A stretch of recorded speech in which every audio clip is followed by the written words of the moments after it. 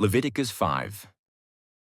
If anyone sins in that he hears a public adjuration to testify, and though he is a witness, whether he has seen or come to know the matter yet does not speak, he shall bear his iniquity. Or if anyone touches an unclean thing, whether a carcass of an unclean wild animal, or a carcass of unclean livestock, or a carcass of unclean swarming things, and it is hidden from him, and he has become unclean, and he realizes his guilt, or if he touches human uncleanness, of whatever sort, the uncleanness may be with which one becomes unclean, and it is hidden from him when he comes to know it, and realizes his guilt, or if anyone utters with his lips a rash oath to do evil or to do good, any sort of rash oath that people swear, and it is hidden from him when he comes to know it, and he realizes his guilt in any of these, and confesses the sin he has committed, he shall bring to the Lord as his compensation for the sin that he has committed a female from the flock, a lamb, or a goat, for a sin offering. And the priest shall make atonement for him for his sin. But if he cannot afford a lamb, then he shall bring to the Lord as his compensation for the sin that he has committed 2 turtle doves or 2 pigeons, one for a sin offering and the other for a burnt offering. He shall bring them to the priest, who shall offer first the one for the sin offering. He shall wring its head from its neck, but shall not sever it completely. And he shall sprinkle some of the blood of the sin offering on the side of the altar. While the rest of the blood shall be drained out at the base of the altar, it is a sin offering.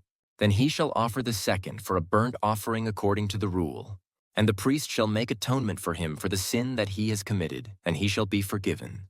But if he cannot afford 2 turtle doves or 2 pigeons, then he shall bring as his offering for the sin that he has committed 1/10 of an ephah of fine flour for a sin offering. He shall put no oil on it, and shall put no frankincense on it, for it is a sin offering. And he shall bring it to the priest, and the priest shall take a handful of it as its memorial portion, and burn this on the altar. On the Lord's food offerings it is a sin offering. Thus the priest shall make atonement for him for the sin which he has committed in any one of these things, and he shall be forgiven. And the remainder shall be for the priest, as in the grain offering.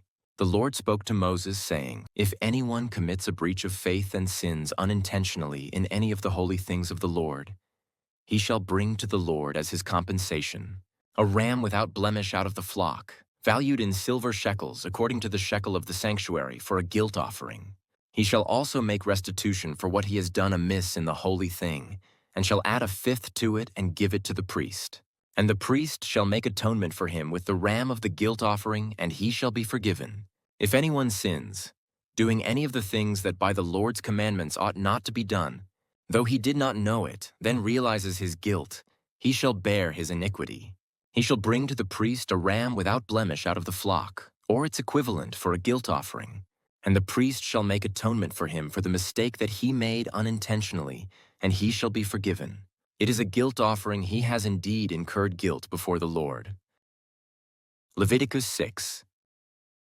The Lord spoke to Moses, saying, If anyone sins and commits a breach of faith against the Lord by deceiving his neighbor in a matter of deposit or security, or through robbery, or if he has oppressed his neighbor or has found something lost and lied about it, swearing falsely in any of all the things that people do, and sin thereby, if he has sinned and has realized his guilt, and will restore what he took by robbery, or what he got by oppression, or the deposit that was committed to him, or the lost thing that he found for anything about which he has sworn falsely, he shall restore it in full, and shall add 1/5 to it, and give it to him to whom it belongs on the day he realizes his guilt. And he shall bring to the priest as his compensation to the Lord a ram without blemish out of the flock, or its equivalent, for a guilt offering.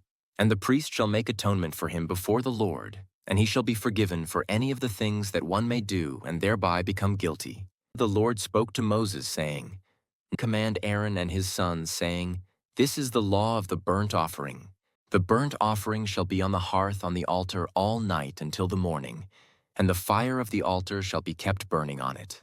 And the priest shall put on his linen garment and put his linen undergarment on his body. And he shall take up the ashes to which the fire has reduced the burnt offering on the altar and put them beside the altar. Then he shall take off his garments and put on other garments and carry the ashes outside the camp to a clean place. The fire on the altar shall be kept burning on it, it shall not go out. The priest shall burn wood on it every morning, And he shall arrange the burnt offering on it, and shall burn on it the fat of the peace offerings. Fire shall be kept burning on the altar, continually it shall not go out. And this is the law of the grain offering. The sons of Aaron shall offer it before the Lord in front of the altar. And one shall take from it a handful of the fine flour of the grain offering and its oil, and all the frankincense that is on the grain offering, and burn this as its memorial portion on the altar, a pleasing aroma to the Lord. And the rest of it Aaron and his sons shall eat. It shall be eaten unleavened in a holy place. In the court of the tent of meeting they shall eat it. And it shall not be baked with leaven. I have given it as their portion of my food offerings. It is a thing most holy, like the sin offering and the guilt offering. Every male among the children of Aaron may eat of it, as decreed forever throughout your generations, from the Lord's food offerings. Whatever touches them shall become holy. The Lord spoke to Moses, saying, This is the offering that Aaron and his sons shall offer to the Lord on the day when he is anointed, 1/10 of an ephah of fine flour, as a regular grain offering, half of it in the morning and half in the evening. And it shall be made with oil on a griddle. You shall bring it well mixed, in baked pieces like a grain offering, and offer it for a pleasing aroma to the Lord. The priest from among Aaron's sons, who is anointed to succeed him, shall offer it to the Lord as decreed forever. The whole of it shall be burned. Every grain offering of a priest shall be wholly burned. It shall not be eaten. The Lord spoke to Moses, saying, Speak to Aaron and his sons, saying, This is the law of the sin offering. In the place where the burnt offering is killed, shall the sin offering be killed before the Lord. It is most holy. The priest who offers it for sin shall eat it. In a holy place it shall be eaten, in the court of the tent of meeting. Whatever touches its flesh shall be holy, and when any of its blood is splashed on a garment, you shall wash that on which it was splashed in a holy place. And the earthenware vessel in which it is boiled shall be broken. But if it is boiled in a bronze vessel, that shall be scoured and rinsed in water. Every male among the priests may eat of it, it is most holy. But no sin offering shall be eaten from which any blood is brought into the tent of meeting to make atonement in the holy place. It shall be burned up with fire. Leviticus 7. This is the law of the guilt offering. It is most holy. In the place where they kill the burnt offering, they shall kill the guilt offering, and its blood shall be thrown against the sides of the altar. And all its fat shall be offered, the fat tail, the fat that covers the entrails, the 2 kidneys with the fat that is on them at the loins, and the long lobe of the liver that he shall remove with the kidneys. The priest shall burn them on the altar as a food offering to the Lord. It is a guilt offering. Every male among the priests may eat of it. It shall be eaten in a holy place. It is most holy. The guilt offering is just like the sin offering. There is one law for them. The priest who makes atonement with it shall have it. And the priest who offers any man's burnt offering shall have for himself the skin of the burnt offering that he has offered. And every grain offering baked in the oven and all that is prepared on a pan or a griddle shall belong to the priest who offers it. And every grain offering, mixed with oil or dry, shall be shared equally among all the sons of Aaron. And this is the law of the sacrifice of peace offerings that one may offer to the Lord. If he offers it for a thanksgiving, then he shall offer with the thanksgiving sacrifice unleavened loaves mixed with oil, unleavened wafers smeared with oil, and loaves of fine flour well mixed with oil. With the sacrifice of his peace offerings for thanksgiving, he shall bring his offering with loaves of leavened bread. And from it he shall offer 1 loaf from each offering as a gift to the Lord. It shall belong to the priest who throws the blood of the peace offerings.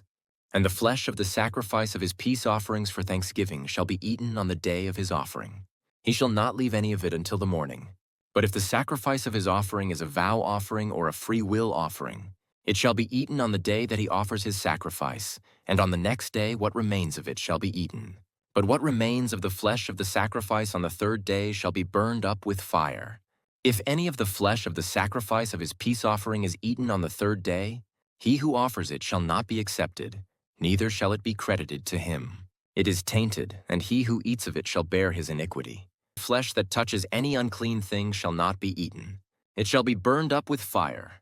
All who are clean may eat flesh, but the person who eats of the flesh of the sacrifice of the Lord's peace offerings, while an uncleanness is on him, that person shall be cut off from his people.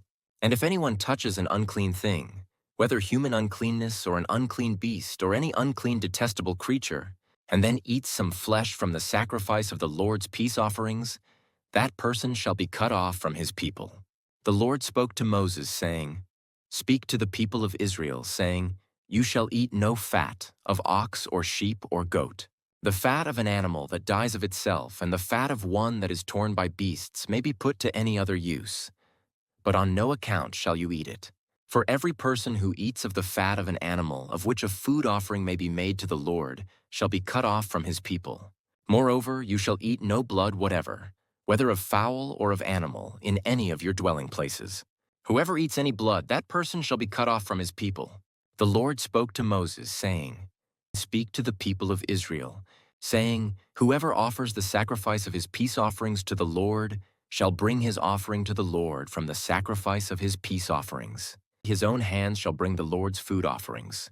He shall bring the fat with the breast, that the breast may be waved as a wave offering before the Lord. The priest shall burn the fat on the altar, but the breast shall be for Aaron and his sons. And the right thigh you shall give to the priest as a contribution from the sacrifice of your peace offerings. Whoever among the sons of Aaron offers the blood of the peace offerings and the fat shall have the right thigh for a portion. For the breast that is waved and the thigh that is contributed I have taken from the people of Israel out of the sacrifices of their peace offerings, and have given them to Aaron, the priest, and to his sons, as a perpetual due from the people of Israel. This is the portion of Aaron and of his sons from the Lord's food offerings, from the day they were presented to serve as priests of the Lord.